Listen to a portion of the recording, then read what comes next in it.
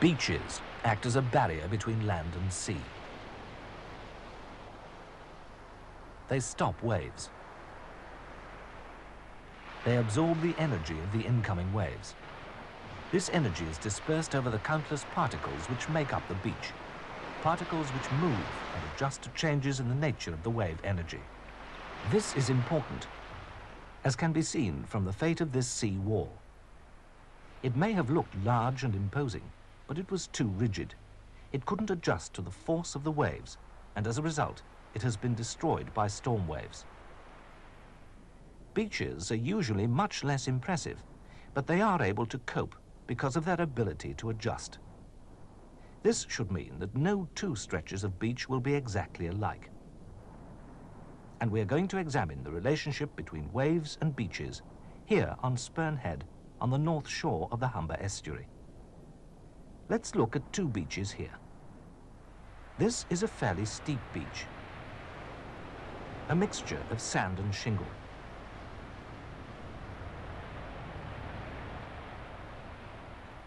About 800 meters away, and the beach is now much wider. It's flat and obviously sandy.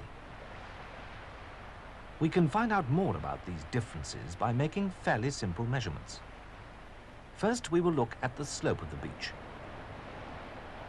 A transect line is laid out across each beach at right angles to the waterline. The beach profile is then measured along this line of transect. In this case, we are using a clinometer to measure the angle of the beach surface. Measurements being taken at 5-meter intervals along the line of transect.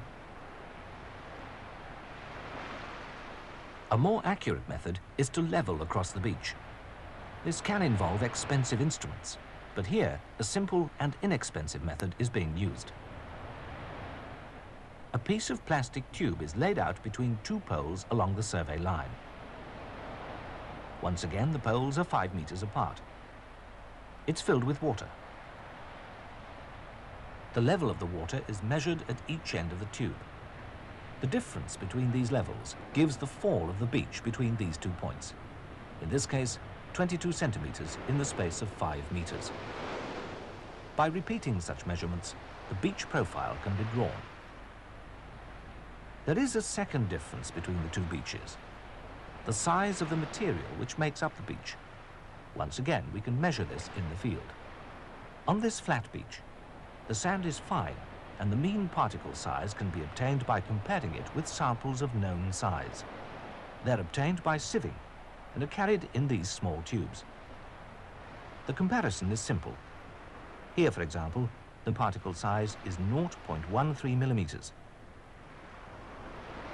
And if measurements are taken at intervals along the survey line, a mean figure can be obtained for the beach. On shingle, a different method is used. 100 pebbles are selected at random along the line of transect. The median axis of each pebble is measured, and the stones are arranged in rank order according to the length of the median axis. We have done this visually here. If the 50th pebble is selected, its median axis will give a fairly accurate measure of median particle size for the sample as a whole.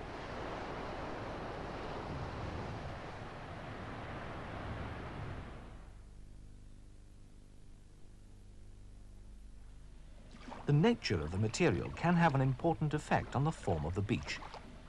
Let's look at this on 2 model beaches formed in a wave tank. This is a sand beach formed after running the machine for 20 minutes. It would obviously be comparatively wide and flat at low tide. We will now replace the sand with coarser material. This would, in fact, represent shingle on a real beach. We start the waves. They are exactly the same as the waves which produced the last beach. And the initial angle of the beach is also the same. We have clearly marked this on the glass side of the tank. After 20 minutes, this original profile has changed considerably. Material has been moved from the zone of breaking waves, and a short, steep beach has been formed. And we can see why this has happened. After breaking, the waves run up the beach. This is known as the swash of the wave. And it carries with it some of the material disturbed by the breaking waves. The water sinks into the shingles so that very little flows back down the beach in the form of backwash. And as a result, the main movement of material is up the beach, where it forms a ridge or berm. Particle size obviously has an important effect on the strength of the backwash. And we can demonstrate this in the field. First, let's look at the effect of beach material on percolation.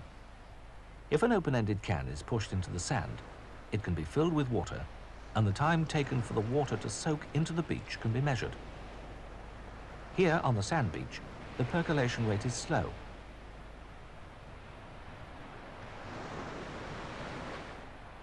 While on the shingle, in the same period of time, the water has almost disappeared, indicating a high rate of percolation. This has an important effect on the movement of water across the beach. Water in the swash is lost by percolation, so that the swash does not extend far up the beach. And much of the return flow takes place beneath the surface of the beach. We can see this if we measure the strength of the swash and the backwash. The arm of this instrument is moved by the flow of water. This way by the swash, this way by the backwash.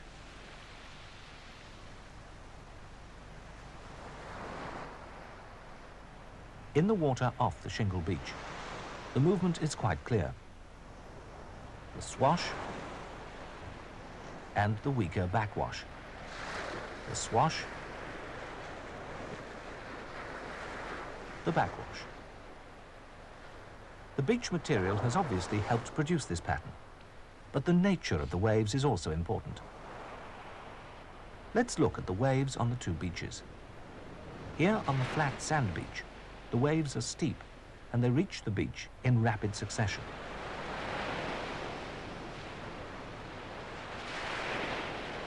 The swash extends a long way up the beach.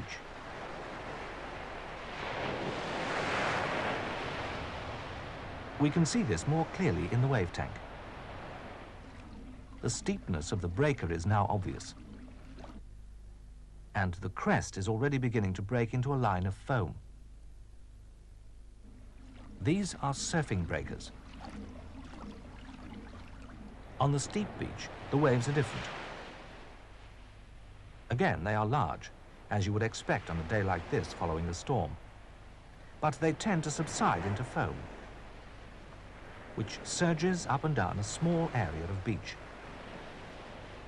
And the succession of waves is less rapid. In the wave tank, we can see this more clearly.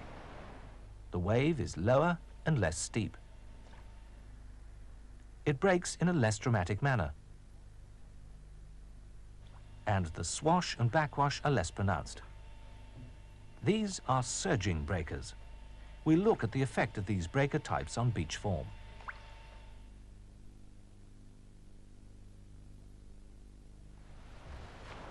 Surging breakers on a steep beach. We have seen that the coarse beach material may have helped produce this beach form.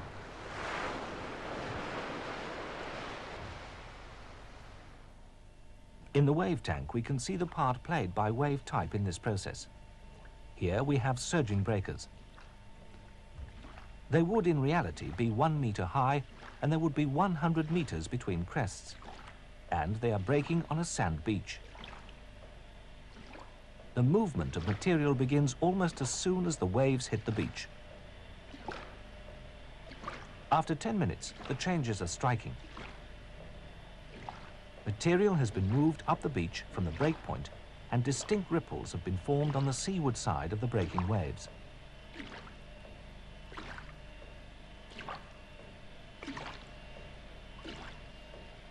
These ripples movement. The outline of the ripples is drawn on the glass of the tank, and within a few minutes, changes become apparent. In fact, the ripples appear to be moving onshore towards the breakpoint. And this is what is happening to cause this change. Sand is being eroded from the seaward face of the ripples, here, and it's being redeposited on the slope opposite, here. This means that the material is being moved offshore from the breakpoint, and this causes the ripples to appear to move in the opposite direction.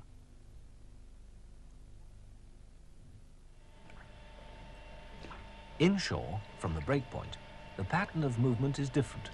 Material is being carried up the beach by the swash of the wave. And since the backwash is weak, sand is deposited at the crest of the beach where it forms a distinct ridge, or berm. This can be seen quite clearly here. The energy input of the waves is obviously low. It's easily absorbed by the beach. The swash speed rapidly drops, causing material to be deposited on the upper beach. This final profile shows how the level of the beach has been flattened and lowered seawards of the breakpoint. While on the landward side, sand has accumulated, forming a steep beach with a pronounced berm. These features can be clearly seen on the steep beach at Spurn Head. Here, the waves at high tide are breaking over the berm into the lagoon beyond.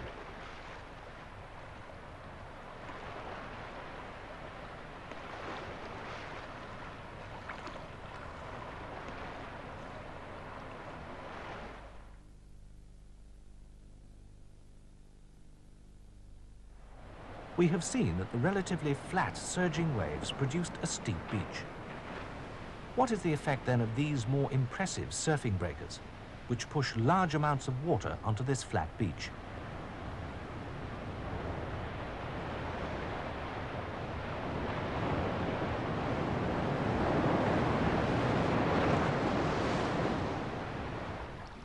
In the wave tank, we have scaled down the waves once more. These waves would be 1 meter high in reality, the same height as the surging wave we saw. But the distance between the crests would be only 22 meters, compared with 100 meters for the surging breakers. The beach material is once again sand. Sediment movement begins almost immediately at the point where the waves break. Within 10 minutes, a distinct bar has been formed at the break point, and clear ripples have developed offshore of this breakpoint bar. Once again, the shape of the ripples is outlined. You will notice that they are smaller than the previous ones.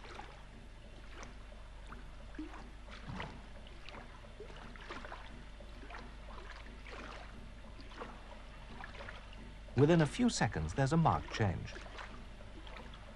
The ripples have moved offshore. This means that the sand is moving in the opposite direction, landwards, towards the breakpoint, where it helps build the breakpoint bar.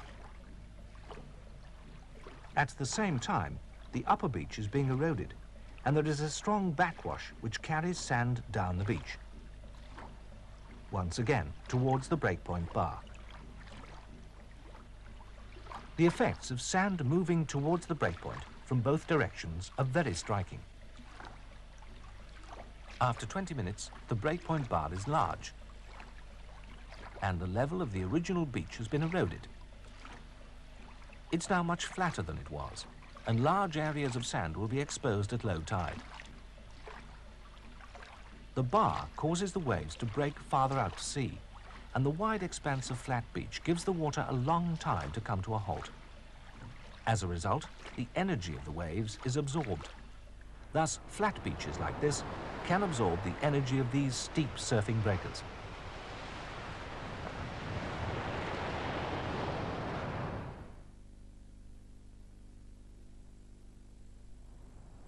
Here on Spurn Head, we have looked at only two types of breaker, surging and surfing breakers, and we have identified them simply by appearance. But waves vary enormously, and accurate identification is possible only when certain measurements are taken. We're going to look at two of these measurements. Phase difference, which is a very simple but comparatively new method of determining breaker type, and wave height and steepness. To establish phase difference, two field measurements are needed. First, the swash time. That is, the time which elapses between a wave breaking and the swash reaching its highest point on the beach. In this case, from now to now.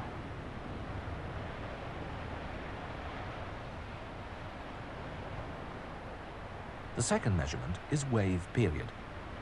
That is the time between successive wave crests. It can be measured by timing 10 breakers.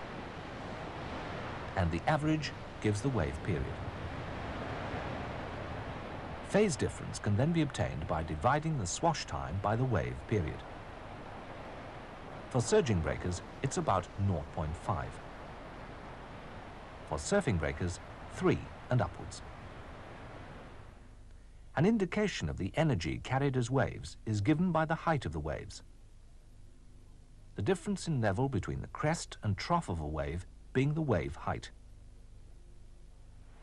Wave height can be estimated by reference to a fixed marker, such as a groin.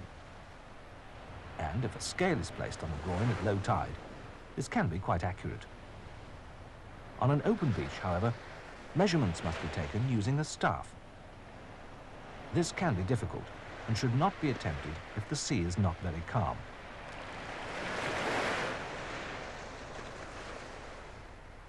Wave energy increases with wave height, but also important is the rate at which this energy arrives on the beach. And a method of combining these two aspects is to calculate wave steepness. We do this by dividing wave height by wave length. That is, the distance between successive crests. Surfing breakers are steep waves.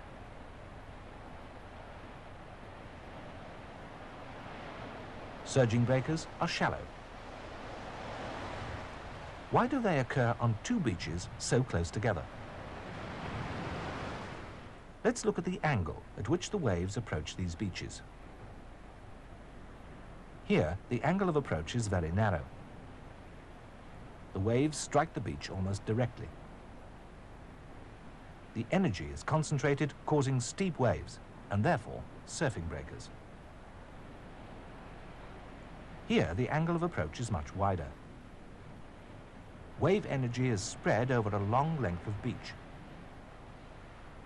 And this produces shallow waves, or surging breakers.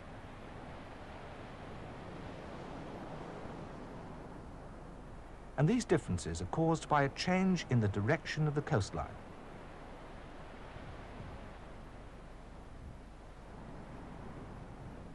What happens then on a headland like Flamborough Head, where beaches face in many directions and where waves are obviously refracted?